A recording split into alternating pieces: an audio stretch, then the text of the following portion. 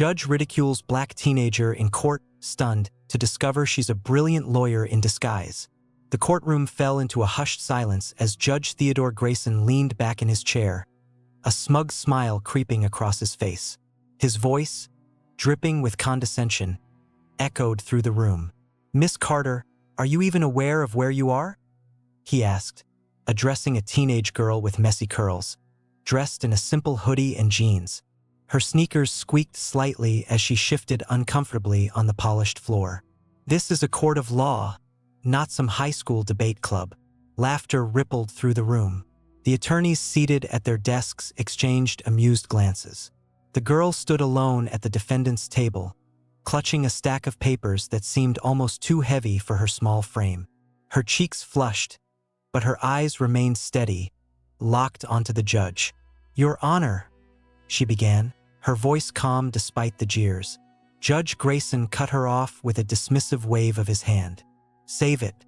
This court doesn't have time for juvenile antics. I don't even know why this nonsense was allowed in the first place." The girl lifted her chin, her voice firm. "If you'd let me speak, Your Honor, you might find it worth your time." A collective gasp swept through the courtroom. The audacity of a teenager speaking to a judge like that was unheard of. Judge Grayson leaned forward, his smirk deepening into a scowl. "Well, by all means," he said mockingly. "Enlighten us all." The girl took a deep breath, adjusted the papers in her hands, and began. What happened next left the entire courtroom in stunned silence.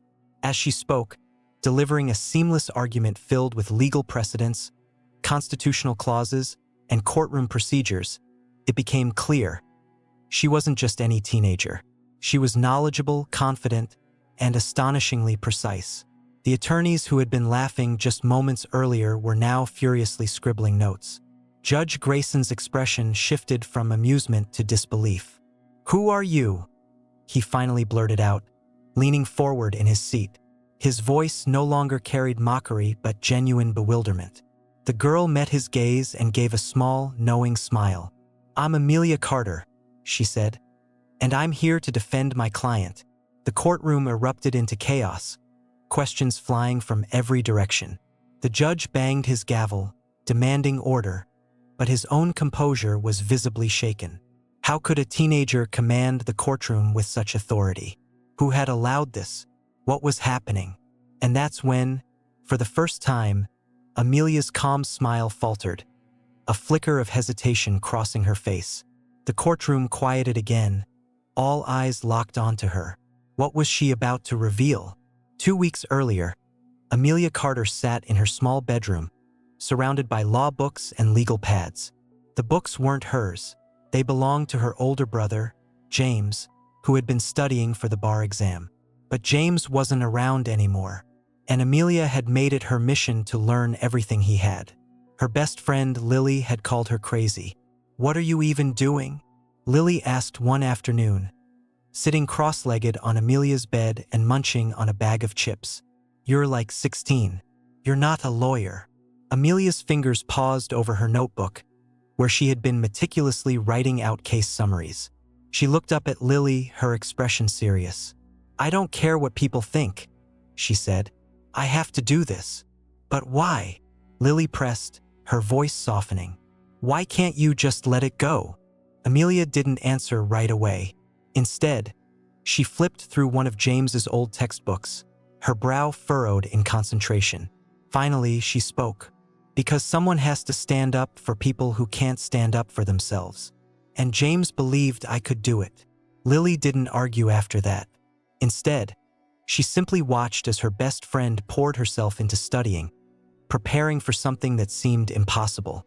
What Amelia didn't tell Lily, what she didn't tell anyone, was that her obsession with the law wasn't just about helping others. It was about proving something to herself. After James's death, people had treated her like a fragile child. Teachers, neighbors, even her own parents had started tiptoeing around her, as if one wrong word might shatter her completely. But she wasn't fragile, and she wasn't a child. She was smart, she was determined, and she was going to prove to everyone that she could make a difference. Back in the courtroom, Amelia's composure had returned, but the atmosphere remained tense. Judge Grayson, still visibly unsettled, leaned back in his chair and studied her closely.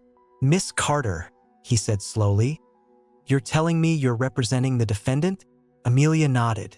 "Yes, Your Honor." "And where exactly did you study law?" he asked, his tone skeptical but no longer mocking. "I didn't go to law school, if that's what you're asking," she replied, her voice unwavering. "But I've spent the past year studying legal texts and courtroom procedures. I've read every case related to this matter, and I believe I'm qualified to represent my client." The judge raised an eyebrow. "You believe you're qualified? That's not how this works." Amelia didn't flinch. "Then let me prove it." The courtroom fell silent. Everyone was waiting to see what the judge would do next. Judge Grayson opened his mouth to respond, but before he could, the door at the back of the courtroom swung open. A tall man in a crisp suit strode in. "Your Honor," the man said, his deep voice carrying across the room, "I believe I can shed some light on this situation." Amelia turned to look at him, her confident expression finally slipping into one of uncertainty. Who was this man? And what did he want? The tall man's presence commanded attention. He walked with an air of authority, his briefcase swinging lightly in his hand. His sharp gray suit and polished shoes stood in stark contrast to Amelia's simple outfit. The murmurs in the courtroom grew louder as people speculated about who he was and why he was here.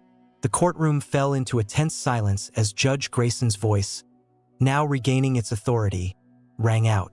"Who are you, and what business do you have interrupting my courtroom?" he demanded. The man halted just before the bench, carefully placing his briefcase on the table. Turning to face the judge, he gave a respectful nod. "My apologies, Your Honor. My name is Daniel Hayes, and I'm here as a representative of the Bar Association." A wave of murmurs swept through the courtroom. Amelia's heart pounded as she studied the man, trying to decipher his intentions. Why would the Bar Association be involved? Was this about her? Her grip on the stack of papers tightened. Judge Grayson arched an eyebrow. The Bar Association? And what interest do they have in this case? Mr. Hayes opened his briefcase, retrieving a folder and flipping through a few pages before speaking. "It's not the case itself, Your Honor, but rather the matter of representation." His gaze flickered toward Amelia before he continued. "We received an anonymous tip regarding an unlicensed individual attempting to represent a client in court. Naturally, this is something we take very seriously." The air in the room felt heavy. Amelia's stomach twisted. She had poured everything into this moment, and now it felt like it was all slipping away. She swallowed hard but refused to let fear show. "Unlicensed," Judge Grayson repeated, a smirk forming at the corner of his lips. "Well, Mr. Hayes, I'm sure you can see why this is highly irregular. As I was just saying, Miss Carter has no formal legal training. Her presence here is questionable at best." Before Mr. Hayes could respond, Amelia stepped forward, her voice steady despite the weight pressing down on her. "Your Honor, I understand this is unusual, but I've done the research. I've prepared for this case as thoroughly as any attorney would. My client deserves a fair defense." Judge Grayson's smirk deepened. "Miss Carter, this is a court of law, not a stage for theatrics. Do you even comprehend the gravity of what you're attempting?" "I do," Amelia answered quickly, her voice unwavering. "And I also understand that my client's future is at stake. If no one stands up for him, his life could be ruined." A murmur of agreement rippled through the courtroom. Even some of the attorneys who had dismissed her earlier were now watching with newfound respect. Judge Grayson's expression darkened, clearly displeased with the shifting tone in the room. Mr. Hayes cleared his throat, drawing the attention back to himself. "Your Honor, while I acknowledge that this situation is unconventional, I believe it's only fair to hear Miss Carter out. After all, the law exists to uphold justice, not to suppress it." The judge's frown deepened. He glanced between Mr. Hayes and Amelia, weighing his options. Finally, he let out a heavy sigh and leaned forward. "Fine," he said. "Miss Carter, I'll allow you to proceed temporarily. But if I determine that you're wasting this court's time, I will hold you in contempt. Do I make myself clear? Yes, Your Honor, Amelia replied, relief evident in her voice. She took a deep breath, preparing to continue her argument. Amelia hadn't always been this fearless. Just a year ago, she had been an ordinary teenager, more focused on spending time with her friends than on legal battles. But everything changed the day her brother, James, was arrested. James had been her hero, brilliant, kind, and fiercely protective. He had been just 2 months away from completing law school when he got into an altercation with a wealthy businessman outside a bar. The man accused James of assault, and despite James's insistence that he had acted in self-defense, he was arrested and charged. Her parents had tried to fight for him, but they lacked the resources to hire a top-tier lawyer. The public defender assigned to the case was overwhelmed and indifferent, barely putting up a defense. In the end, James was convicted and sentenced to 3 years in prison. Amelia had been devastated, watching her brother, a man who had dedicated himself to justice, fall victim to a broken system shattered her faith in fairness. But instead of giving in to despair, she chose to fight. She immersed herself in the law, determined to make a difference. Now, back in the courtroom, she channeled that determination into her argument. Her voice was steady, her words precise as she laid out the evidence proving her client's innocence. Beside her, Mr. Peterson, a middle-aged man accused of embezzlement, sat with a mix of hope and fear in his eyes.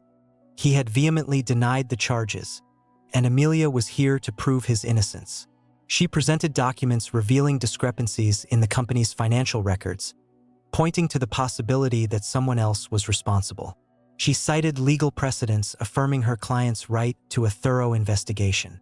The courtroom listened intently.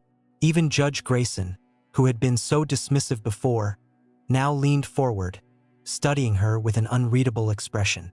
For the first time, Amelia felt a flicker of hope. Maybe, just maybe, she could do this. But then Mr. Hayes rose from his seat. Your Honor, he said, his voice calm yet firm. While Miss Carter's argument is certainly impressive, it does not change the fact that she is not a licensed attorney. Allowing her to continue sets a dangerous precedent.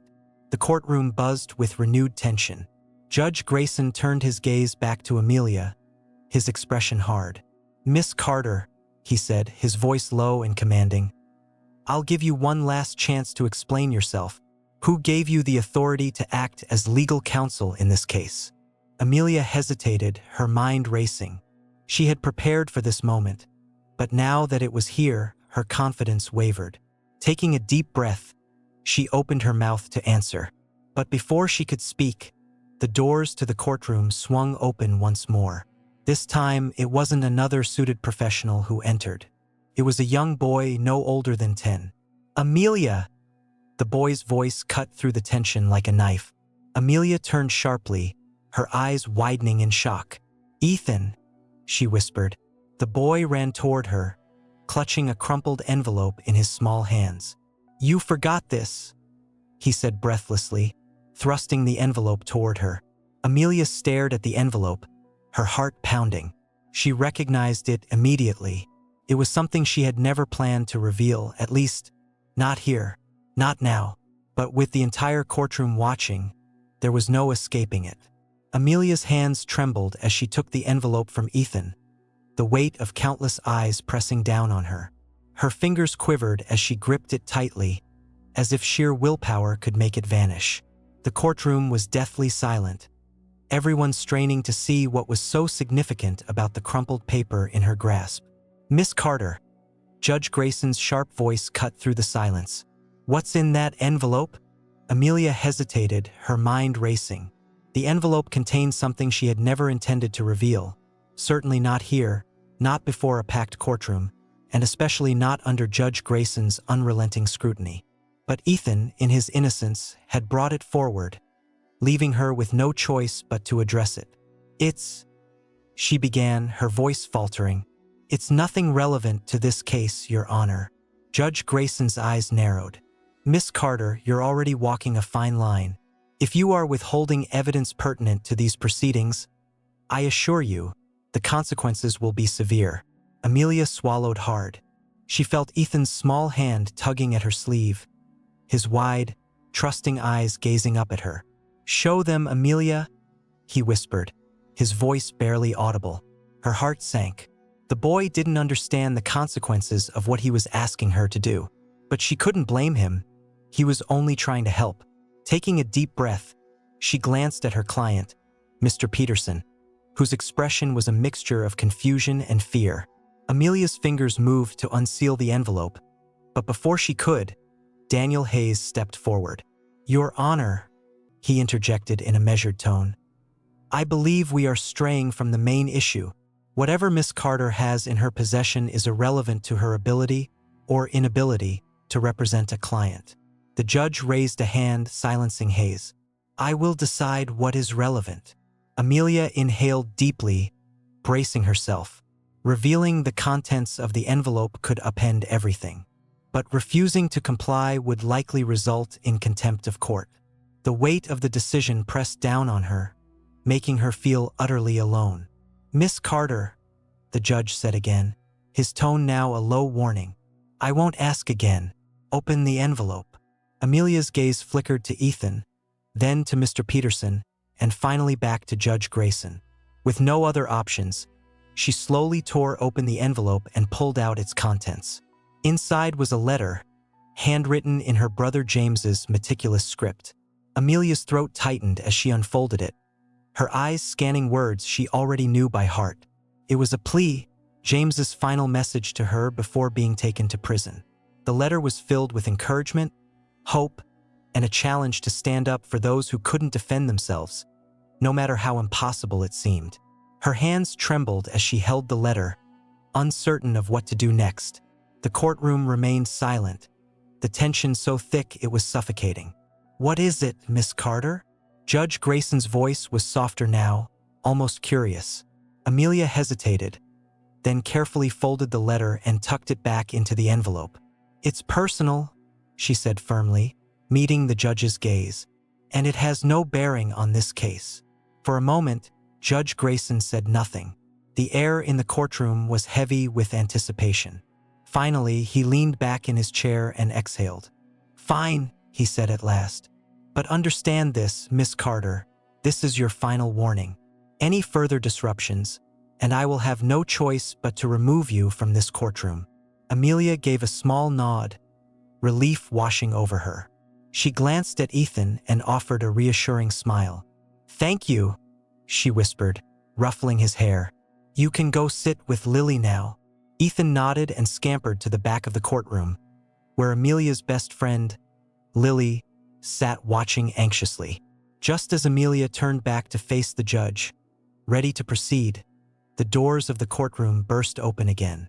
This time it wasn't a child or a lawyer. It was a tall, stern-looking woman in a dark blazer, her hair pulled into a tight bun. She carried herself with authority, her sharp eyes scanning the room as she strode forward. "Your Honor," the woman said, her voice cutting through the silence like a blade. "My name is Margaret Steele. I'm with the District Attorney's Office, and I'm here to address a matter of great importance." Judge Grayson frowned. "Miss Steele, this is highly irregular. What could possibly justify interrupting my courtroom?" Margaret Steele's gaze shifted to Amelia, her expression unreadable. "It concerns the unauthorized presence of this individual," she said, gesturing toward Amelia, "and the consequences of allowing her to continue." The courtroom erupted into chaos once more. Amelia's stomach dropped as realization hit her. Miss Steele wasn't here to support her. She was here to bring her down. "Order!" Judge Grayson banged his gavel. "Miss Steele, you will explain yourself. Now." Miss Steele gave a curt nod. "Of course, Your Honor. I have come to inform the court that allowing Miss Carter to proceed would constitute a serious violation of legal ethics. As a representative of the District Attorney's Office, it is my duty to ensure that the integrity of this court remains intact." Amelia's pulse pounded in her ears. She had fought so hard to get here, and now it felt as though the entire system was conspiring against her. But she couldn't back down, not when so much was at stake. "Your Honor," she said, her voice unwavering despite the fear clawing at her chest. I respectfully request the opportunity to prove myself. I may not have a law degree, but I've done the work. I've studied the law, and I truly believe I am the best person to defend my client." Judge Grayson regarded her, his expression unreadable. His gaze shifted to Miss Steele, then to Mr. Hayes, and finally to the crowded courtroom. The tension was almost unbearable, the entire room holding its breath as they awaited his ruling. At last, he spoke. "I will allow this hearing to proceed," he said firmly. "But, Miss Carter, consider yourself on very thin ice. If you falter even once, I will not hesitate to put an end to this. Do I make myself clear?" "Yes, Your Honor," Amelia said, her voice laced with relief, but the moment was fleeting. Miss Steele stepped forward, a smirk tugging at the corners of her lips. "In that case, Your Honor, I'd like to call my first witness." Amelia's blood ran cold. A witness? What witness? She hadn't been prepared for this. As Miss Steele turned toward the door, the courtroom watched in stunned silence as a man entered. The moment Amelia saw him, her breath caught in her throat. She recognized him instantly. It was the businessman who had accused her brother, James. Amelia froze, her mind racing. Why was he here? What connection did he have to this case? And, more importantly, what was Miss Steele planning? The air seemed to vanish from the room as Amelia's stomach twisted into knots. The businessman strolled in with the same arrogant confidence that had haunted her since James's trial. Dressed in a tailored navy suit, he carried himself with an air of superiority. His smirk sent a chill down her spine. Miss Steele gestured toward him. "Your Honor, this is Mr. Victor Grant. He is a key witness, and his testimony is essential in establishing why this court cannot allow Miss Carter to continue representing her client." Amelia's pulse pounded as a flood of questions raced through her mind. What could Victor Grant possibly have to say about her? How did Miss Steele plan to tie him to this case? Judge Grayson's frown deepened. "Mr. Grant's presence here is highly irregular," he said, his tone skeptical. "Explain, Miss Steele. Why is his testimony relevant to these proceedings?" Miss Steele straightened. "With all due respect, Your Honor, Mr. Grant has crucial insight into Miss Carter's background and motivations. His testimony will highlight the underlying concerns that make her unsuitable to serve as legal counsel, even in an unconventional capacity." Amelia's palms grew clammy. This was an ambush, plain and simple. She stole a glance at her client, Mr. Peterson, whose expression was growing more uncertain by the second. She needed to act quickly, but she couldn't let them see how shaken she was. "Your Honor," Amelia said, stepping forward, "I object to this witness. His testimony has no relevance to the facts of this case." Judge Grayson silenced her with a raised hand. "Miss Carter, I will determine what is relevant. Mr. Grant, take the stand." Victor Grant sauntered to the witness stand, his smirk never fading as he was sworn in. Amelia's mind whirled. She had analyzed every aspect of Mr. Peterson's case, but this was completely unexpected. And worse, Grant wasn't just any witness. He was the man who had ruined her brother's life. The sight of him made her blood boil. Miss Steele began her questioning. "Mr. Grant, can you describe your previous interactions with Miss Carter?" Grant's eyes gleamed with satisfaction. "Of course," he said smoothly. "I first encountered Miss Carter during her brother's trial. He was convicted of assaulting me after a heated altercation outside a bar. The evidence was undeniable, and the court found him guilty." A murmur rippled through the courtroom. Amelia's face burned as she clenched her fists. Grant wasn't just digging up the past, he was twisting it to fit his narrative. "And how did Miss Carter conduct herself during that time?" Miss Steele asked, her voice dripping with false concern. Grant sighed, shaking his head as though recalling a great inconvenience. "She was disruptive. She attended every hearing, glaring at me like I was some kind of villain. Even after the trial, she refused to move on. She sent letters, made phone calls, desperately trying to reopen the case. It was obsessive." Amelia took a step forward. "Your Honor, this testimony is irrelevant. This is nothing more than an attempt to personally discredit me." Judge Grayson shot her a warning look. "Miss Carter, you will have your chance to respond. Sit down." Reluctantly, Amelia obeyed, her mind racing. Grant's words stung, not because they were entirely untrue, but because they were being weaponized against her. Yes, she had fought for James after his conviction. Yes, she had sent letters and made calls. But it wasn't obsession. It was love. It was the desperate pursuit of justice for her brother, who had been wrongfully accused. Miss Steele pressed on. "Mr. Grant, in your opinion, does Miss Carter's behavior during her brother's trial suggest she is fit to represent a client in a legal setting?" "Absolutely not," Grant said, shaking his head with mock disappointment. "She's emotionally unstable and has no respect for the legal system. Allowing her to act as legal counsel isn't just inappropriate. It's dangerous."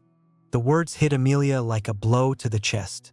She gripped the edges of the defense table, willing herself to stay composed. She wanted to shout, to call Grant a liar, to remind everyone that he was the one who had destroyed her family. But she couldn't afford to lose control, not now. Miss Steele turned back to the judge. "Your Honor, this testimony makes it clear why Miss Carter should not be allowed to continue. Her actions during her brother's trial demonstrate a blatant lack of professionalism and objectivity. She is unfit to represent anyone in court." Amelia shot to her feet. "Your Honor, this is absurd. Mr. Grant is not an impartial witness. He's the man who falsely accused my brother." The courtroom erupted into murmurs once again. Judge Grayson banged his gavel sharply.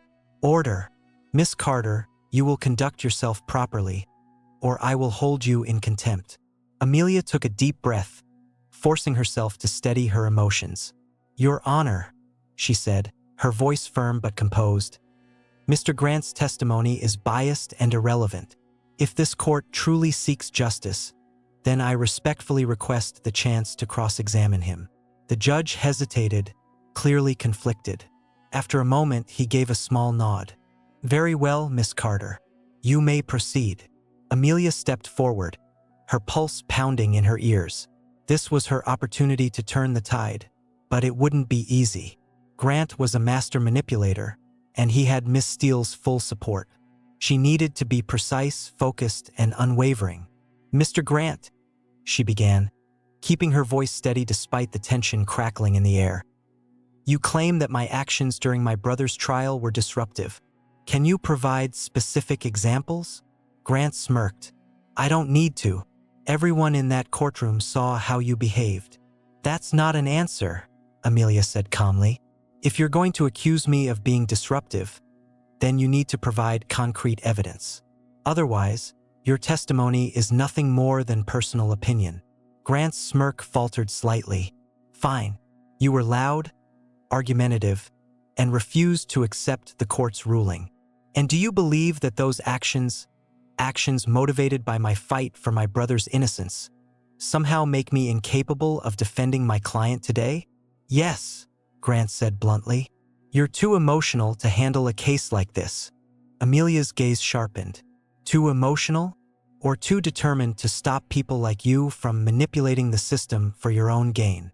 A collective gasp rippled through the courtroom. Judge Grayson leaned forward. "Miss Carter, watch your tone." Amelia gave a brief nod, but she didn't look away from Grant. "Mr. Grant," she continued, her voice unwavering, "let's discuss the evidence in my brother's case, specifically the security footage from the bar. Do you recall why it was never admitted into court?" Grant's expression darkened. "It was ruled inadmissible." "Why?" Amelia pressed, her voice gaining an edge. "Was it because it contradicted your accusation of assault?" Grant shifted in his seat, clearly uncomfortable. "I'm not here to discuss your brother's case." Amelia took a step closer. "No, you're here to attack my credibility. But if we're going to question my integrity, then we should be questioning yours as well." The tension in the room was suffocating. Grant opened his mouth to respond, but before he could, a loud crash echoed from the back of the courtroom. Everyone turned toward the disturbance. A man stood in the doorway, his face pale and his breathing unsteady. He held up a USB drive, his hand trembling. "I have evidence," he announced, his voice quivering. Evidence that proves everything she's saying is true. Chaos erupted throughout the courtroom. Amelia froze, her heart hammering. Who was this man? What evidence did he have? And how was it connected to her case? The man stumbled forward, clutching the USB drive as if it were his last hope. His disheveled suit and haunted expression made it clear. He had been struggling with this decision for some time and had finally chosen to speak out. Judge Grayson pounded his gavel forcefully. Order in the court. Who are you? And what is the meaning of this interruption? The man took a shaky breath. My name is Henry Willis, he said, loud enough for the entire courtroom to hear. I used to work for Victor Grant. A wave of whispers spread through the room. Victor Grant's face went pale. The smug confidence he had worn so effortlessly just moments ago vanished in an instant. He shot to his feet, his voice sharp and defensive. Your Honor, I object to this intrusion. This man has no right to be here. Judge Grayson's gaze flickered between Willis and Grant, his brow furrowed in suspicion. Mr. Willis, you have disrupted my courtroom. This had better be important. Willis nodded frantically, lifting the USB drive higher. Your Honor, I have evidence that directly contradicts Mr. Grant's testimony. It's footage from the night of the incident involving Amelia's brother. Amelia's breath hitched. Footage. The security footage that had mysteriously gone missing during James's trial. She gripped the edge of the defense table, her knuckles whitening. Grant's voice turned furious. This is outrageous. That footage was deemed inadmissible years ago. It's irrelevant now. Willis straightened, his voice growing stronger. It wasn't inadmissible. It was suppressed. By you, Mr. Grant. The courtroom exploded into a frenzy of voices.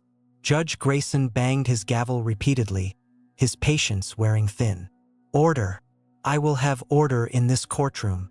Amelia's pulse thundered as she stared at Willis. She didn't know who he was or why he had chosen this moment to come forward, but she could feel it. The shift, the momentum turning in her favor. This was her chance. Not only to defend Mr. Peterson, but to finally expose the truth about her brother's case. Judge Grayson turned to Willis, his expression hard. Mr. Willis, do you have any proof to substantiate these claims? Willis nodded, gripping the USB drive tightly. It's all here, Your Honor. The footage, along with records proving that it was deliberately suppressed. Grant's face twisted in fury. Your Honor, this man is lying. He's just a disgruntled former employee trying to settle a personal vendetta. Amelia rose to her feet, her voice clear and resolute. Your Honor, if this evidence is authentic, it could prove that my brother was wrongfully convicted. And it would also expose Mr. Grant as a biased, unreliable witness in this case. Judge Grayson rubbed his temples, clearly exasperated. This case is about Mr. Peterson, not your brother, Miss Carter. However, if this evidence speaks to the credibility of a key witness, then it must be considered. Grant's jaw clenched. This is absurd. I demand that you throw this man out and strike his claims from the record. The judge ignored him. He turned to the bailiff. Retrieve the drive and have it reviewed by our IT specialist. We will determine its authenticity. The bailiff stepped forward, taking the USB drive from Willis. The courtroom remained thick with tension as the bailiff took the USB drive and handed it to the judge. As the bailiff left the room to deliver the evidence to the IT specialist, all eyes turned toward Grant. The once confident accuser now resembled a man backed into a corner. While the court awaited the footage review, Amelia's mind raced with possibilities. If the video was legitimate, it could clear her brother's name and expose Victor Grant for the fraud he truly was. But why had Willis chosen this moment to come forward? Why now, after all this time? She stole a glance at Mr. Peterson, who observed the unfolding chaos with a mixture of bewilderment and cautious optimism. I'm sorry this is getting so complicated, she whispered. Mr. Peterson gave her a small, reassuring smile. Don't apologize.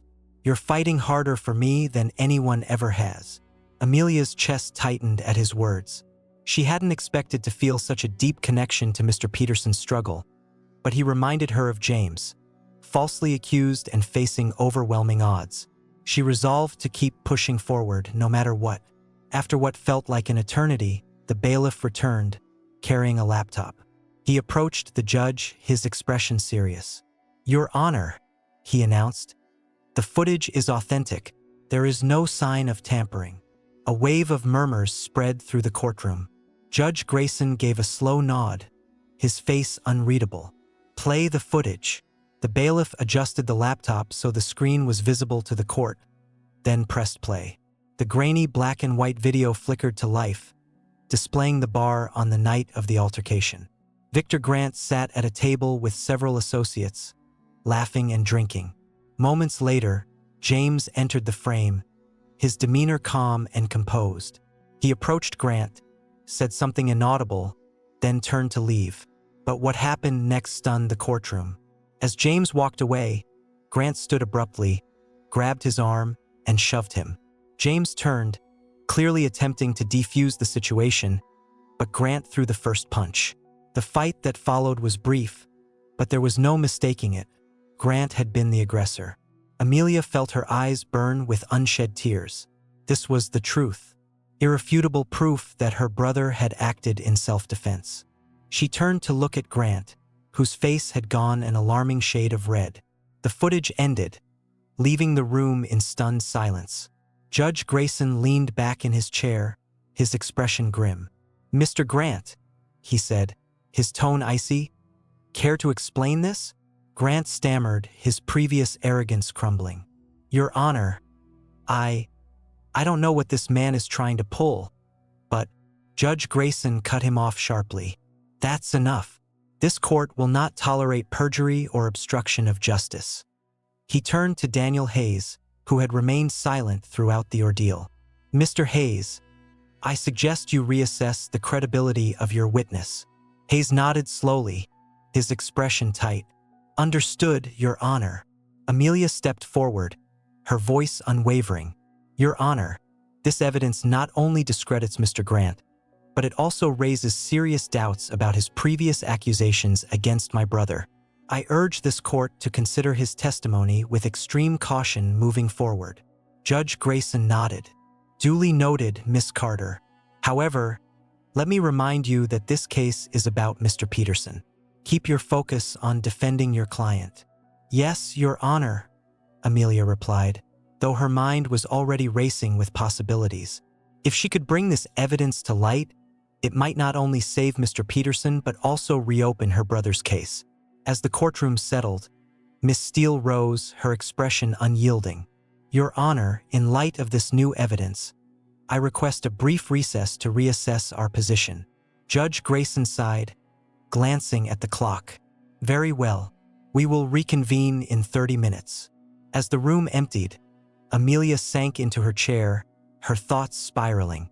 She had won this battle, but the war was far from over. She knew Grant and Miss Steele wouldn't go down without a fight, and whatever they planned next would likely be even more dangerous. Amelia remained seated as the courtroom emptied, the buzz of conversation fading into the background. She tapped her fingers restlessly against the table, her mind racing. The footage had changed everything, proving both Grant's deceit and her brother's innocence. But men like Grant didn't fall without a fight, and Miss Steele wasn't one to back down easily. Lily slid into the seat beside her, Ethan trailing close behind. "That was insane," Lily whispered, barely containing her shock. "You completely destroyed him." Amelia managed a faint smile. "It's not over yet." Ethan tugged at her sleeve, his wide eyes filled with hope. "You're going to win, right? You're going to prove everyone wrong." She looked at him, her heart aching. She didn't want to make promises she might not be able to keep. "I'm going to try my best, Ethan. That's all I can do." The boy nodded, seeming satisfied with her answer. Lily leaned in closer, lowering her voice. "Who was that guy? The one with the USB?" Amelia shook her head. "I have no idea, but if he hadn't shown up when he did..." She trailed off, unwilling to dwell on how much worse things could have been. 30 minutes later, the courtroom reconvened. The tension was almost suffocating as people returned to their seats, hushed whispers filling the space. Victor Grant had reappeared, his expression a mask of stone. Miss Steele stood tall beside him, her posture as rigid as ever. Judge Grayson entered, striking his gavel sharply. "Let's get back to business. Miss Carter, the floor is yours." Amelia rose, her pulse quickening. She had prepared for this case with meticulous care. But now, with Grant's credibility in tatters, the stakes felt even higher. She knew Miss Steele would go on the offensive. Every word she spoke had to carry weight. "Your Honor," Amelia began, her voice steady, "as I have demonstrated, there are significant flaws in the prosecution's case against my client, Mr. Peterson. The evidence presented thus far lacks both credibility and substance. I intend to show that the accusations against him are not only baseless but part of a larger scheme to scapegoat an innocent man." She proceeded to outline her argument, presenting documents, financial records, and timelines that contradicted the claims against Mr. Peterson. Her delivery was clear and systematic, each point building on the last. The courtroom hung on her every word, even Judge Grayson, who occasionally nodded, as if grudgingly impressed. When she finished, Miss Steele stood, her lips pressed into a tight line. "Your Honor, while Miss Carter's presentation was thorough, it does not absolve her client of the charges. In fact, I have additional evidence that I believe will solidify the case against Mr. Peterson." Amelia tensed as Miss Steele motioned to a clerk, who handed her a folder. "Your Honor, this document contains a series of emails exchanged between Mr. Peterson and another employee at his company, suggesting his involvement in the alleged embezzlement." She passed the documents to the judge, who examined them carefully. Amelia's stomach sank as the judge's expression darkened. She glanced at Mr. Peterson, who looked as though he had been struck in the gut. "Emails?" Amelia asked, her voice sharp. "Your Honor, may I review the documents?" The judge handed them over. As Amelia scanned the pages, her stomach churned. The emails appeared legitimate, with timestamps and headers that matched company records. They painted a damning picture of Mr. Peterson conspiring to siphon funds. But something felt off. The language seemed too blunt, too careless. She turned to Miss Steele. "Your Honor, I'd like to question the authenticity of these emails. Given the inconsistencies we've already seen in this case, it's not unreasonable to suspect that this evidence may have been fabricated." Miss Steele's eyes narrowed. "Are you accusing the prosecution of falsifying evidence, Miss Carter?" "I'm saying we need to verify the source," Amelia replied firmly. "If these emails are real, they'll hold up under scrutiny. If not..." She let the sentence hang, the implication clear. The judge leaned forward. "Miss Steele, how were these emails obtained?" "They were provided by an anonymous source within the company," Miss Steele said smoothly. "The prosecution has verified their legitimacy." Amelia's jaw tightened. "An anonymous source? That's convenient. Your Honor, I request that the emails be subjected to forensic analysis to confirm their authenticity." Judge Grayson considered her request, tapping his gavel lightly against the bench. "Very well. The court will recess until the emails can be reviewed by an independent forensic expert." Miss Steele's composure faltered for a split second, a flicker of annoyance crossing her face. Amelia caught it and felt a spark of hope. She wasn't backing down, not now. During the recess, Amelia sat with Mr. Peterson in a quiet corner of the courthouse. The man looked defeated, his shoulders slumped and his hands trembling slightly. "I didn't send those emails," he said, his voice barely above a whisper. "I swear I didn't." "I believe you," Amelia said gently. "We'll prove it." Mr. Peterson shook his head.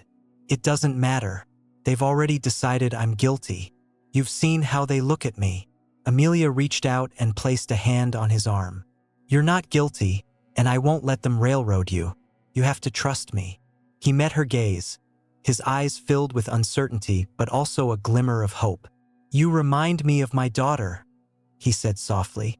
"She never gave up on anyone either." Amelia's throat tightened.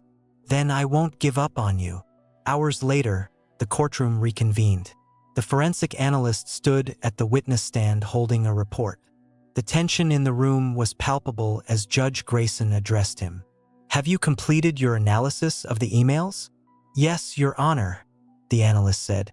My findings are conclusive. The emails in question were forged. Gasps filled the courtroom.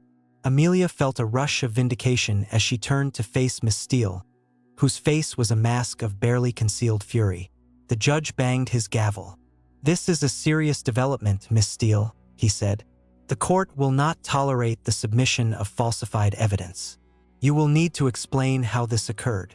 Miss Steele opened her mouth to respond, but before she could, Victor Grant stood up abruptly, his face red with anger.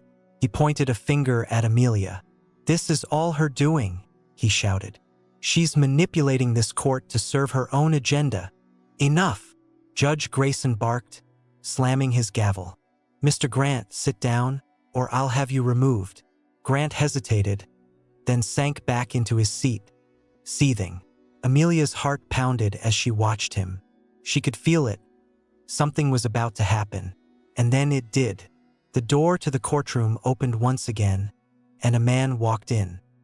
He was tall, with dark circles under his eyes and a haunted expression. He looked directly at Amelia, his face tight with emotion. I need to speak, the man said, his voice steady but strained. I'm the one who forged the emails, and I did it because Victor Grant told me to. The courtroom exploded into chaos. Amelia's eyes widened as the pieces began to fall into place. Who was this man, and what did his confession mean for everything she had been fighting for? The courtroom erupted into a cacophony of gasps and shouts. The weight of the man's confession hung in the air like a storm cloud. Judge Grayson's gavel slammed down repeatedly, his voice booming above the noise. Order! I will have order in this courtroom. The man stood frozen near the entrance, his eyes darting between Victor Grant and the judge. He looked as though he was debating whether to bolt or commit to the chaos he had unleashed. Step forward, Judge Grayson commanded, his tone sharp and unyielding. State your name and explain yourself. The man hesitated, then slowly walked toward the stand. Each step was heavy with reluctance. My name is William Tate, he said, his voice trembling. I worked for Mr. Grant. Victor Grant shot to his feet, his face a mask of fury. Your Honor, this man is lying. He's a disgruntled employee trying to drag me down with baseless accusations. Judge Grayson glared at him. Mr. Grant, you will sit down and remain silent until it is your turn to speak. Grant's jaw clenched, but he obeyed, sinking back into his seat with a look that could burn through steel. Amelia watched him closely, her instincts screaming that he was on the verge of losing control. Mr. Tate, the judge said, turning his attention back to the man. You've made a serious accusation. I suggest you explain yourself clearly and without delay. Tate nodded, swallowing hard. I was hired by Mr. Grant to falsify those emails, he began, his voice cracking. He told me to make it look like Mr. Peterson was guilty of embezzlement. He said it was just a necessary step to protect the company's reputation. The room erupted again, and Judge Grayson's gavel struck down with renewed force. Order! I will not ask again. Amelia's heart raced as she watched the scene unfold. Tate's confession was a bombshell, but it raised more questions than answers. Why had he come forward now, and what else was Grant hiding? Mr. Tate, the judge continued, do you have any evidence to support these claims? Tate nodded quickly, pulling a small hard drive from his pocket. Everything's on here, he said. Emails, instructions, payments, everything. The bailiff stepped forward to retrieve the hard drive, and Judge Grayson leaned back in his chair, his expression unreadable. This court will review the contents. Until then, we will proceed with extreme caution. Miss Carter, do you wish to question this witness? Amelia stood, her pulse steadying as she drew on her resolve. Yes, Your Honor. She approached the stand, locking eyes with Tate. His hands fidgeted in his lap, and beads of sweat dotted his forehead. He looked like a man at the end of his rope. Mr. Tate, she began, her voice calm but firm. Why are you coming forward now? He hesitated, glancing briefly at Grant before answering. I couldn't live with it anymore, he said. At first, I thought it was just business, just following orders. But then I saw how far it was going, how many people it was hurting. And I have a daughter. I couldn't look her in the eye knowing I'd done something like this. Amelia nodded, her tone softening. You're saying Mr. Grant directly instructed you to falsify evidence against my client? Yes, Tate said firmly. He told me exactly what to do and paid me to keep quiet. Did he threaten you in any way? Amelia asked. Tate hesitated again, then nodded. He said if I didn't do it, he'd ruin me. He said he'd make sure I'd never work in this industry again. Amelia glanced at the judge, who was listening intently. Your Honor, I believe this testimony casts significant doubt on the credibility of Mr. Grant and the prosecution's case. I request that this court take immediate action to ensure Mr. Grant is held accountable for his actions. Judge Grayson nodded slowly. This court takes these allegations very seriously. The evidence on this hard drive will be reviewed promptly. In the meantime, Mr. Grant, you are hereby ordered to remain in the courthouse until further notice. Grant's face twisted in fury, but he didn't argue. His confident facade had crumbled, leaving him visibly shaken. As the court recessed again to review the new evidence, Amelia sat quietly, her mind racing. She had expected resistance, but this was staggering. Yet, a part of her couldn't help but feel vindicated. For the first time, the truth was beginning to shine through the cracks. Lily and Ethan joined her in the hallway. You were amazing in there, Lily said, her voice low. Tate's confession. Total mic drop. Amelia smiled faintly, her exhaustion starting to seep in. It's not over yet. Steele still has cards to play, and Grant's not going down without a fight. Ethan tugged on her sleeve. Are you scared? She looked at him, her expression softening a little. Sometimes doing the right thing means being scared and doing it anyway. When the court reconvened, the atmosphere was tense. The forensic analyst returned with a report on the hard drive, confirming its contents as genuine. It detailed a trail of emails, payments, and instructions, all linking Victor Grant to the fabricated evidence. Judge Grayson's face was grim as he addressed Grant. Mr. Grant, this court is deeply troubled by the evidence presented. You are hereby detained for further investigation into your conduct. Bailiffs took him into custody. The courtroom gasped as they approached Grant. He stood abruptly, his face contorted with anger.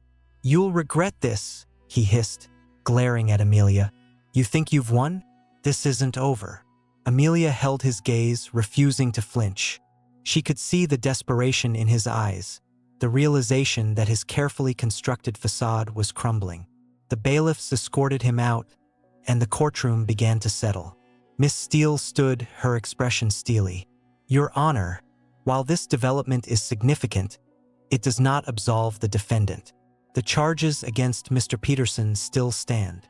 Amelia rose to her feet. Your Honor, with all due respect, every piece of evidence against my client has been discredited. The prosecution's case is built on lies, and it's clear Mr. Peterson was framed. Judge Grayson nodded slowly. I agree. Based on the evidence presented, the charges against Mr. Peterson are hereby dismissed. The words hit Amelia like a wave of relief. She turned to Mr. Peterson, who looked stunned. You're free, she whispered, tears welling in her eyes. It was over, but even as the courtroom erupted into cheers, Amelia couldn't shake the feeling that Grant's parting words were more than just empty threats. Something told her this battle wasn't finished yet. The courthouse buzzed with celebration as the charges against Mr. Peterson were officially dismissed. Reporters flooded the steps outside, cameras flashing and microphones thrust forward as they vied for statements. Exhausted but victorious, Amelia stepped out into the sunlight with Mr. Peterson beside her. You saved my life, he said, his voice trembling with gratitude. I don't know how I can ever thank you. Amelia smiled, her fatigue momentarily forgotten. You don't have to. Just live your life and take care of the people who matter to you. He nodded, tears glistening in his eyes. You're going to be an incredible lawyer someday. The praise felt good, but Amelia's mind was already moving ahead. Grant's final words echoed in her head. This isn't over. She knew they weren't just a parting shot. Men like him didn't give up easily, and she suspected he had more tricks up his sleeve. Lily and Ethan were waiting for her at the edge of the crowd, their faces lit with excitement. "Amelia!" Lily shouted, waving her arms. "You're famous now. Look at all these reporters." Amelia laughed, though she could feel the weight of the day pressing down on her. "Let's get out of here," she said. "I need a break." Later that evening, Amelia sat at the small kitchen table in her apartment, flipping through her brother's old law books. The victory in court felt like a distant dream, surreal and fading. Her mind kept drifting back to the bigger picture. Grant's arrest was a step in the right direction, but it wasn't enough. James was still in prison, his wrongful conviction a shadow over her triumph. Her phone buzzed, pulling her from her thoughts. It was Lily. "Hey," Amelia said, answering the call. "What's up?" Lily's voice was hurried, almost frantic. "Amelia, have you seen the news?" "No," Amelia said, frowning. "Why? Turn it on now." Amelia grabbed the remote and turned on the TV. The screen lit up with a breaking news banner. The anchor's voice was calm, but the content of her report made Amelia's blood run cold. "Breaking news tonight. Victor Grant, who was detained earlier today on charges of fabricating evidence, has been released on bail. Sources indicate that his legal team is preparing to mount a vigorous defense, claiming the allegations against him are part of a smear campaign orchestrated by his former employees." Amelia's jaw tightened. "Released on bail already? Amelia, are you hearing this?" Lily's voice crackled through the phone. "He's not going down without a fight." "I know," Amelia said, her mind racing. "He's trying to flip the narrative, make himself the victim. It's exactly what I expected." "What are you going to do?" Lily asked. Amelia stared at the TV, her resolve hardening. "I'm going to fight. He's not getting away with this." The next morning, Amelia woke early and headed to the local library. She knew that taking down someone like Grant required more than just determination. It required evidence, real, undeniable evidence that couldn't be twisted or dismissed. She pored over public records, financial documents, and anything else she could find that might expose his deeper wrongdoings. Hours passed, and the library began to empty as the sun set. Amelia's eyes burned from staring at the screen, but she refused to stop. Just as she was about to call it a night, something caught her eye. A series of payments made to an obscure consulting firm. The amounts were large, irregular, and coincided with key dates in James's trial. Amelia's heart raced. The consulting firm's name wasn't familiar, but the pattern was unmistakable. She jotted down every detail, her mind spinning with possibilities. Could this be the missing link? Could this tie Grant to the suppression of evidence in James's case? She decided to dig deeper, her exhaustion forgotten as she scrolled through more records. A name appeared that made her pause. Henry Willis, the man who had brought the USB drive to court. His name was listed as a former employee of the consulting firm. Amelia leaned back in her chair, her thoughts racing. Willis wasn't just a random whistleblower. He was connected to Grant's operation. If she could get him to talk, really talk, she might finally have the evidence she needed to exonerate James. The following day, Amelia tracked down Willis. He lived in a modest apartment on the outskirts of town, the building worn and unassuming. She knocked on the door, her heart pounding. After a long moment, the door creaked open, and Willis peeked out, his eyes wary. "You shouldn't be here," he said, his voice low. "It's not safe."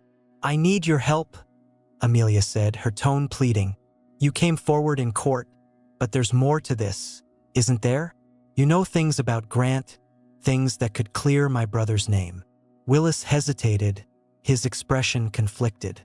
"You don't understand. People like Grant, they don't just let things go. If I say too much, I'll be next." "I'll protect you," Amelia said firmly. "You did the right thing once. Do it again, and we can take him down for good." Willis sighed, rubbing his temples. "You don't get it, kid. This goes deeper than you think. Grant's just the tip of the iceberg. There are people behind him, powerful people. They'll do whatever it takes to keep their secrets buried.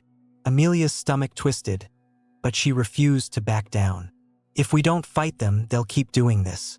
Innocent people like my brother will keep paying the price. Willis looked at her, something shifting in his expression. He seemed to weigh her words, his shoulders sagging as if under an invisible weight. Finally, he nodded. Okay, he said quietly, but if we do this, you need to be ready. Once we start pulling at these threads, there's no going back. I'm ready, Amelia said, her voice steady. Willis stepped aside, letting her into the apartment. All right, he said, closing the door behind her. Let's get to work. As Amelia and Willis began to untangle the web of corruption surrounding Victor Grant, the stakes grew higher. Each piece of evidence they uncovered led to more questions and more danger. Amelia knew she was walking a fine line, but she couldn't stop.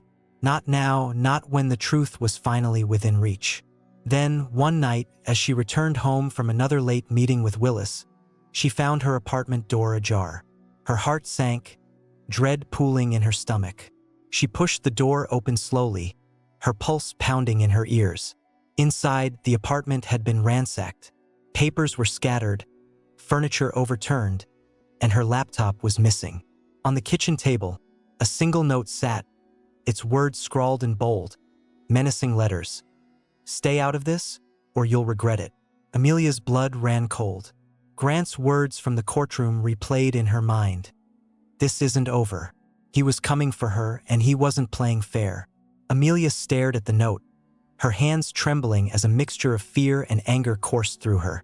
She took a deep breath, trying to steady herself. Whoever had broken into her apartment had sent a clear message. Stop digging, or face the consequences. But if they thought a scare tactic would make her back down, they didn't know her. She grabbed her phone and dialed Lily. Lily, she said, her voice shaking. Someone broke into my apartment. Lily's voice shot up in alarm. Are you okay? Where are you now? I'm fine, Amelia said, though her heart was still racing. I just got home, and everything's trashed. They took my laptop. Lily's voice softened. Amelia, you need to call the police. Amelia hesitated. I don't know. What if they can't do anything? What if this just makes things worse? You can't handle this alone, Lily said firmly. Promise me you'll at least tell someone. Amelia sighed. Okay, I'll call. The police arrived within the hour. 2 officers surveyed the damage, their faces grim as Amelia explained the situation. She handed them the note, watching as one of the officers bagged it as evidence. Do you have any idea who might have done this? The officer asked. Amelia hesitated. She didn't want to reveal too much and risk tipping off Grant or his allies. I've been involved in a legal case, she said carefully. It's possible this is connected to that.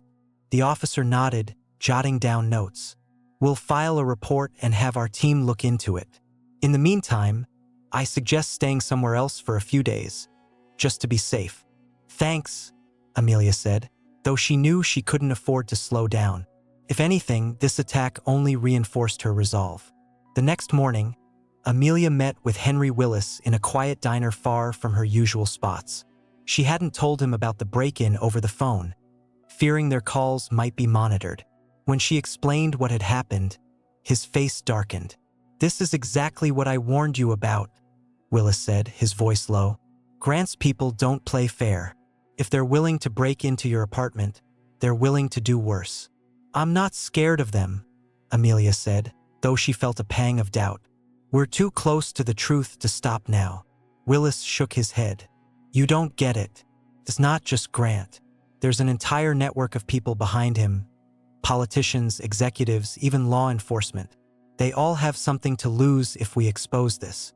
Amelia leaned forward, her eyes blazing. Then we expose all of them.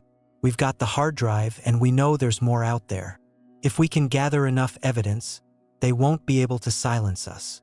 Willis sighed, rubbing his temples. You've got guts, kid.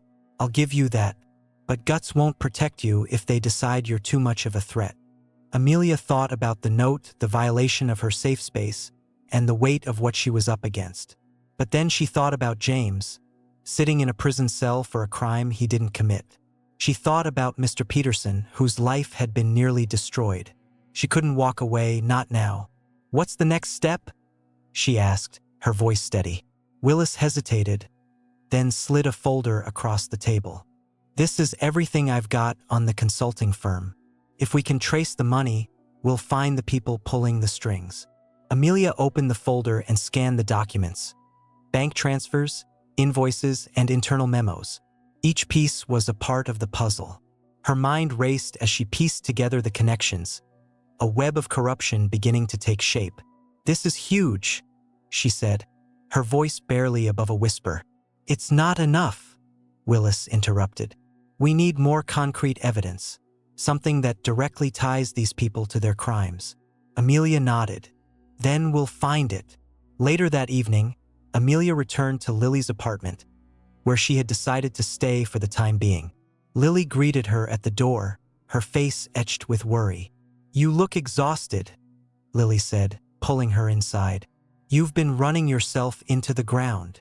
"I don't have a choice," Amelia said, sinking onto the couch. "If we don't move fast, Grant and his people will bury everything." Lily sat beside her, handing her a cup of tea. "Just promise me you'll be careful, okay? I don't want to lose you." Amelia smiled faintly. "I promise." A few nights later, Amelia and Willis made their move.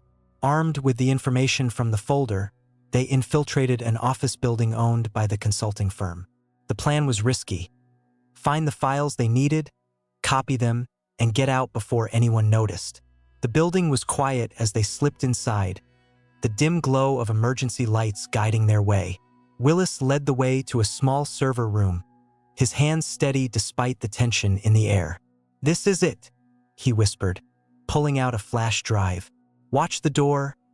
Amelia nodded, her heart racing as she kept an eye on the hallway. The minutes dragged on, each second stretching into eternity. Finally, Willis gave a quiet exclamation of triumph. "Got it," he said, pocketing the flash drive. "Let's go." But as they turned to leave, the sound of footsteps echoed down the hallway. Amelia's stomach dropped as two security guards appeared, their flashlights cutting through the darkness. "Hey, stop right there," one of them shouted. Amelia and Willis froze, their minds racing. They had been caught, and the stakes had just escalated to a dangerous new level. Amelia's breath caught in her throat as the guards moved closer, their flashlights glaring like spotlights in the dim hallway. She glanced at Willis, who looked equally frozen. Her mind raced for an escape plan, knowing that getting caught would mean losing everything they had just risked to uncover. "Stay calm," Willis whispered under his breath, though his trembling hands betrayed his nerves. "Hands where we can see them," one of the guards barked, stepping closer. Amelia slowly raised her hands, her heart pounding like a drum. She exchanged a glance with Willis, her eyes pleading for an idea, any idea. But before either of them could speak, one of the guards reached for his radio. "This is Team A," the guard said. "We've got 2 intruders on the 2nd floor, requesting backup." The second guard stepped forward, gesturing with his flashlight. "Move, both of you. You're coming with us." Amelia's pulse quickened. She knew that if they were taken in, their mission would be over. They had to act now.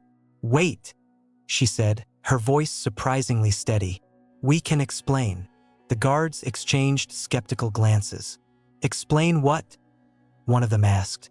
"You're trespassing," Amelia said quickly, trying to buy time. "Right?" the guard replied. "And we'll go with you. But first, I need to show you something. It's on that flash drive." Willis shot her a startled look, but she ignored him. The guards hesitated, clearly thrown off by her calm demeanor. "Look," she continued, her tone urgent. "What's on that drive could save your jobs, maybe even your lives, but only if you see it before you call for backup." One of the guards frowned. "What kind of game are you playing?" "No games," Amelia said, lowering her voice. "Do you know who you work for? Do you know what they're hiding?" The guards exchanged uneasy glances. Amelia pressed on, sensing a crack in their resolve. "You've seen things, haven't you? Things that don't add up. This drive has the proof." Just give us 5 minutes. If you still think we're lying, we'll go quietly." The first guard's flashlight wavered. "You've got 2 minutes," he said gruffly. "But if this is some kind of trick—" "It's not," Amelia said quickly. She handed the flash drive to Willis, who inserted it into his laptop with shaking hands. The guards leaned over as the screen lit up, revealing a series of incriminating files, emails detailing bribes, invoices for fabricated evidence, and wire transfers to offshore accounts. The guards' faces darkened as they scrolled through the files. This is real," one of them muttered. Amelia nodded. "That's why we're here. If this gets out, the people behind it will try to bury us, and you. But if we work together, we can stop them." The guards exchanged a long look. Finally, the first one sighed. "We didn't see you," he said, stepping back. "But you need to leave now." "Thank you," Amelia said, her voice filled with relief. She and Willis packed up quickly, the tension in the air still thick as they slipped out of the building. Amelia felt a rush of adrenaline and gratitude. They had narrowly escaped, but the evidence they had gathered could change everything. Back at Lily's apartment, Amelia and Willis reviewed the files in detail. Each piece of evidence painted a clearer picture of the corruption at the heart of Victor Grant's operations. But as they pieced it together, a darker truth began to emerge. "This isn't just about Grant," Willis said, his voice grim. "He's part of something much bigger. These accounts, these payments, they trace back to major corporations and even politicians." Amelia's stomach turned. She had expected corruption, but not on this scale. "What do we do with this?" she asked. "If we go public, they'll come after us." Willis hesitated, then nodded. "We need to find someone who can protect us and expose this at the same time. Someone with real power." The next day, Amelia reached out to an investigative journalist she had read about in one of James's old law books. Her name was Sarah Green, a fearless reporter known for taking down high-profile criminals. Amelia sent her an encrypted email detailing what they had found and asking for a meeting. To her surprise, Sarah responded within hours. The meeting was set for that evening at a discreet cafe downtown. Amelia and Willis arrived early, their nerves on edge. When Sarah walked in, her presence was commanding. She wore a leather jacket and carried a laptop bag, her sharp eyes scanning the room before she approached their table. "You must be Amelia," Sarah said, sitting down. "And you're Mr. Willis. Let's see what you've got." Willis handed over the flash drive, and Sarah plugged it into her laptop. As she reviewed the files, her expression grew more intense. "This is huge," she said finally, looking up at them. "If this is all verified, it could bring down some of the most powerful people in the country." Amelia nodded. "That's why we need your help. We can't do this alone." Sarah leaned back in her chair, her gaze thoughtful. "I can get this out to the public, but you need to be prepared for the fallout. People will come after you hard. Are you ready for that?" Amelia hesitated, glancing at Willis. He looked exhausted but determined. "We're ready," she said. Sarah nodded. "Then let's get to work." For the next week, Sarah worked tirelessly to verify the evidence and prepare her story. Amelia and Willis stayed in hiding, knowing that every step forward brought them closer to uncovering the truth and closer to danger. One evening, as Amelia sat by the window in Lily's apartment, her phone buzzed with a text from Sarah. "It's going live tomorrow. Be ready." The message read. Amelia's heart raced. Tomorrow, the world would know the truth about Victor Grant and the web of corruption he was tangled in. But as she stared at the text, a sense of unease settled over her. The fight wasn't over. If anything, it had only just begun. The morning light filtered through the blinds as Amelia sat on the edge of the couch, staring at the screen of her phone. Sarah's story had gone live at 7 a.m. Sharp, published across several platforms with a headline that made Amelia's heart race. The Hidden Web, Corruption Conspiracy, and the Fight for Justice. Within minutes, the story had gone viral. News anchors dissected the evidence, politicians issued panic statements, and social media exploded with outrage. The article covered everything: Victor Grant's role, the fabricated evidence, the consulting firm, shady dealings, and the broader network of corruption that reached across industries and government. Amelia felt a flicker of pride. This was what she and Willis had fought for, but the victory felt brief, overshadowed by a gnawing sense of dread. They had exposed the truth, but they had also made themselves targets. By noon, Sarah called Amelia. Her voice was firm but urgent. "Amelia, it's a firestorm. The DOJ is opening an investigation, and Grant's associates are already scrambling. But there's something you need to know." Amelia gripped the phone tightly. "What is it?" "Grant's gone," Sarah said.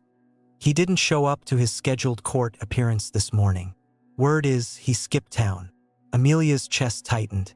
"Gone? How? I thought he was under surveillance." "So did I," Sarah replied, frustration lacing her voice. "But someone helped him. I'm digging into it, but you need to be careful. If Grant's on the run, he might try to retaliate." Amelia swallowed hard. "Thanks for letting me know." That evening, the tension in Lily's apartment was thick. Willis paced the living room, his hands shoved deep in his pockets. "I told you this would happen," he muttered. "Grant's too slippery to go down without a fight. He's probably planning his next move right now." Amelia sat quietly, her mind spinning. "He's desperate," she said. "That makes him dangerous, but it also makes him reckless. If he tries something, we'll be ready." "Ready for what?" Willis snapped. "You think we can predict his next move? He's got resources, connections. He could do anything." Amelia looked up at him, her eyes steady. "We've come too far to give up now. The truth is out there and people are paying attention. That's what matters." Willis sighed, running a hand through his hair. "I hope you're right." The next day, the fallout from Sarah's article continued to ripple through the media. Protests erupted in front of government buildings demanding accountability for the corruption exposed in the story. The Justice Department announced a task force to investigate the implicated corporations and officials. Amelia watched the coverage with a mix of hope and dread. The wheels of justice were turning, but she couldn't shake the feeling that something was about to go terribly wrong. Her fears were confirmed that evening as she and Willis sat reviewing documents at the kitchen table. Lily burst into the apartment, her face pale. "You need to see this," she said, holding up her phone. Amelia took the phone, her stomach sinking as she read the message Lily had received. It was a warning sent from an anonymous number. "Get out while you can. They know where you are." "Who sent this?" Amelia asked, her voice trembling. "I don't know," Lily replied. "It came out of nowhere." Willis stood abruptly. "We need to leave now." Amelia hesitated. "What if it's a bluff? Do you really want to take that chance?" Willis said, his voice sharp. Amelia knew he was right. They packed what little they had and slipped out of the apartment under the cover of darkness, moving quickly and quietly. Willis had arranged for them to stay at a safe house owned by a friend, a small cabin in the woods, far from prying eyes. The cabin was quiet and secluded, but the tension between them was impossible to ignore. Amelia spent her days poring over news updates, trying to stay ahead of the situation. Willis, meanwhile, kept his phone close, ready to leave at a moment's notice. One evening, as they sat in the dimly lit living room, Willis broke the silence. "Do you ever think about what happens after this?" he asked, his voice softer than usual. Amelia looked up from her laptop. "After what? After Grant's gone? After the investigation? After the dust settles?" Amelia sighed. "I don't know. I just want James to be free. After that, I haven't really thought about it." Willis nodded, a distant look in his eyes. "I used to think about it all the time, what life would look like if I hadn't gotten involved with Grant. But now," he trailed off, shaking his head, "now it feels like there's no way out." "There is a way out," Amelia said firmly. "We just have to keep fighting." Willis didn't respond, but the doubt in his eyes lingered. The next morning, Amelia woke to the sound of her phone buzzing. It was Sarah. "Amelia," Sarah said, her tone urgent. "We've got a lead on Grant. He's holed up in a private estate outside the city. Word is, he's meeting with some of his associates to plan his next move." Amelia's heart raced. "Do you think he's trying to flee the country?" It's possible, Sarah said, but we can't let him. If he gets away, everything we've worked for could fall apart. What can we do? Amelia asked. I've got a contact in law enforcement, Sarah said. If you're willing to testify about what you know, we might be able to get a warrant to raid the estate. Amelia hesitated. Testifying would put her directly in the crosshairs, but it might also be the only way to bring Grant down for good. I'll do it, she said finally. The next few hours passed in a blur. Sarah's contact, a determined federal agent named Detective Ramirez, met with Amelia to review her testimony. By the end of the day, a warrant was issued, and a raid was scheduled for dawn. As Amelia prepared for what was ahead, a strange calm settled over her. She wasn't sure what would happen next, but she knew one thing for sure. She wasn't going to let fear stop her. Not now, not ever. When the sun rose the next morning, Amelia stood with Sarah and Detective Ramirez outside the estate, watching as law enforcement surrounded the property. The tension was palpable, every second dragging on like an eternity. Then, with a single shout, the raid began. Amelia's breath caught as agents stormed the estate, the sound of breaking glass and shouts filling the air. She strained to see what was happening, her heart pounding with anticipation. And then, through the chaos, she saw him, Victor Grant, handcuffed and furious, being dragged out by two agents. Their eyes met for a brief moment. His face twisted in anger, but Amelia stood tall, unflinching. She had won this battle, but the war wasn't over yet. Not until every piece of the puzzle was uncovered. The image of Victor Grant being led away in handcuffs was one Amelia knew she would never forget. As he was loaded into a waiting police car, the weight of everything she had fought for crashed down on her. It wasn't just about him. It was about justice, truth, and a chance to right the wrongs that had ruined so many lives, including her brother's. Later that evening, Amelia sat in the quiet conference room of a federal office, exhausted but resolute. Detective Ramirez handed her a cup of coffee and offered a small smile. You did well, he said. Grant's in custody, and the evidence you and Sarah provided is enough to keep him there. Amelia nodded, though she knew there was more to do. What about his network? The people behind him? Ramirez's expression turned serious. We're building a case. The documents you found were a goldmine, but dismantling something this large takes time. It won't be easy, but it's a start. Sarah entered the room, her phone in hand and a triumphant look on her face. The story's everywhere, she said. Grant's arrest is trending on every major platform. Public pressure is mounting, and the DOJ has officially expanded their investigation. For the first time in weeks, Amelia allowed herself a small smile. It's finally happening. The next few days were a whirlwind. News outlets dissected every detail of the case, exposing a web of corruption that reached farther than Amelia had imagined. High-ranking officials were implicated, resignations poured in, and investigations were launched across multiple industries. The dominoes were falling, and Amelia felt a growing sense of pride knowing she had played a part in it. But amidst the chaos, her mind kept returning to one name, James. With Victor Grant in custody and the truth about the falsified evidence exposed, Amelia knew it was time to take the next step. 3 weeks later, Amelia stood outside the courthouse where her brother's appeal hearing was taking place. She adjusted the blazer she had borrowed from Lily and took a deep breath, trying to steady her nerves. She wasn't representing James officially. That would be handled by a seasoned attorney Sarah had helped connect her with. But she had fought tirelessly to make this day possible. Inside the courtroom, the place was packed. Amelia sat in the front row, her hands clenched in her lap as the defense presented the newly uncovered evidence. The suppressed security footage, the forged emails, and Grant's involvement in fabricating the case against James. When it was time for closing arguments, the defense attorney looked directly at the judge. Your Honor, the evidence before you is clear. My client, James Carter, was wrongfully convicted due to the actions of corrupt individuals who manipulated the system for their own gain. Today, we have the opportunity to correct that injustice. The judge's decision came swiftly. As he read the words, Amelia felt the weight of years of pain and frustration lift from her shoulders. The conviction of James Carter is hereby vacated.